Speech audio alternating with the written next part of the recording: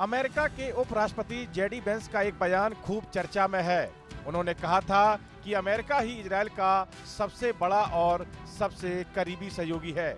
अब इस पर इजरायल के प्रधानमंत्री बेंजामिन नेतन्याहू ने कहा है कि अमेरिका इजरायल का मजबूत और अहम सहयोगी जरूर है, लेकिन वह अकेला सहयोगी नहीं है। उन्होंने भारत का नाम लेते हुए कहा कि 1.4 अरब आबादी वाला भारत भी इजरायल का एक मजबूत मित्र और सहयोगी है। फॉक्स न्यूज को दिए एक इंटरव्यू में नेतन्याहू से जेडी वेंस के बयान पर सवाल पूछा गया था। वेंस ने यह भी कहा था कि इजरायल सरकार को ईरान के साथ हुए शांति समझौते का विरोध करने के बजाय उसका समर्थन करना चाहिए।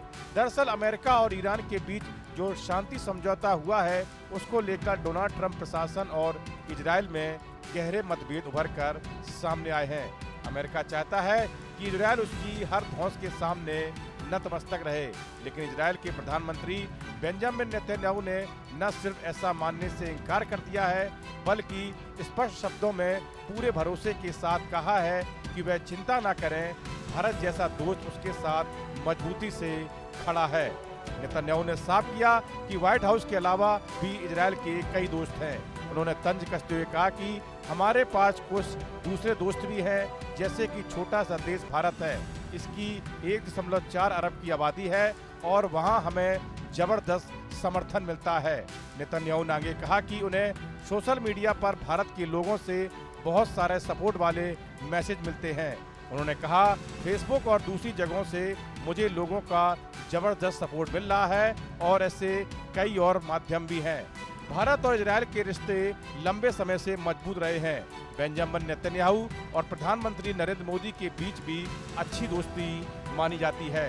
इसी साल नेतन्याहू ने मोदी को अपना पर्सनल फ्रेंड बताया था, साथ ही भारत को एक ग्लोबल पावर भी कहा था। फरवरी 2025 में पीएम मोदी ने इजरायल का दौरा किया था। इस दौरान उन्होंने कहा था कि भारत पूरे विश्वास के साथ इजरायल के साथ खड़ा है। यह बयान उस समय आया था जब 2 दिन बाद इजरायल और अमेरिका ने ईरान पर हमला किया, जो आगे चलकर बड़े युद्ध में बदल गया। बेंजामिन नेतन्याहू ने यह भी कहा कि उनके और अमेरिकी राष्ट्रपति जेडी वेंस के रिश्ते अच्छे हैं, लेकिन इसका मतलब यह नहीं है कि वे हर मुद्दे पर एक जैसी राय रखते हैं। उन्होंने कहा कि हमारे संबंध अच्छे हैं, लेकिन मैं उनकी हर बात से सहमत नहीं हूँ। उन्होंने यह भी साफ किया कि अमेरिकी राष्ट्रपति डोनाल्ड ट्रंप के साथ भी उनके किसी तरह के मतभेद नहीं है। नेतन्याहू ने कहा कि कई देशों के नेता निजी तौर पर उनसे संपर्क करके इजरायल का समर्थन जताते हैं, भले ही उन्हें अपने देश में जनता के दबाव का सामना करना पड़ता हो। उनके मुताबिक कई देश रक्षा, आर्टिफिशियल इंटेलिजेंस और साइबर तकनीक जैसे क्षेत्रों में इजरायल के साथ मिलकर काम करना चाहते हैं। व्हाइट हाउस में एक प्रेस ब्रीफिंग के दौरान दिए गए जेडी वेंस के बयान से संकेत मिलता है कि ईरान के साथ संघर्ष विराम वार्ता आगे बढ़ने के साथ ही अमेरिका इजरायल संबंधों में एक नया मोड़ आ रहा है। वेंस ने पिछले महीने अमेरिका और ईरान के बीच हुए समझौते का बचाव करते हुए कहा था कि अगर मैं इजरायली सरकार की कैबिनेट में होता तो मैं दुनिया में बचे अपने एकमात्र शक्तिशाली सहयोगी पर हमला नहीं कर रहा होता है।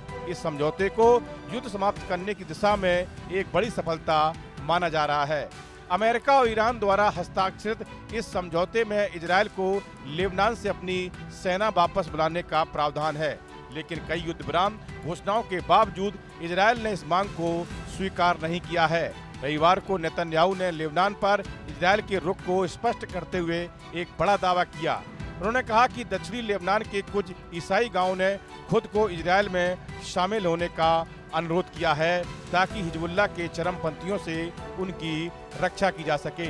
नेतन्याहू ने कहा कि लेबनान के कुछ ईसाई गांवों ने वास्तव में इजरायल में शामिल होने की मांग की है, क्योंकि हम हिजबुल्लाह के कट्टरपंथियों के खिलाफ उनकी रक्षा करते हैं, जो उन्हें मानना चाहते हैं। हम हर जगह ईसाइयों के लिए ऐसा ही करते हैं। इस वीडियो में फिलहाल इतना ही। आप बने रहिए न्यूज नेशन के डिजिटल प्लेटफॉर्म के साथ। आपके मोबाइल पर तुरंत आएगी ब्रेकिंग न्यूज। स्क्रीन पर सबसे पहले दिखेगी बड़ी खबर। देश दुनिया की हर खबर एक जगह। अब आपके मोबाइल पर तुरंत फटाफट इंस्टॉल कीजिए न्यूज नेशन ऐप और रखिए खुद को अपडेट।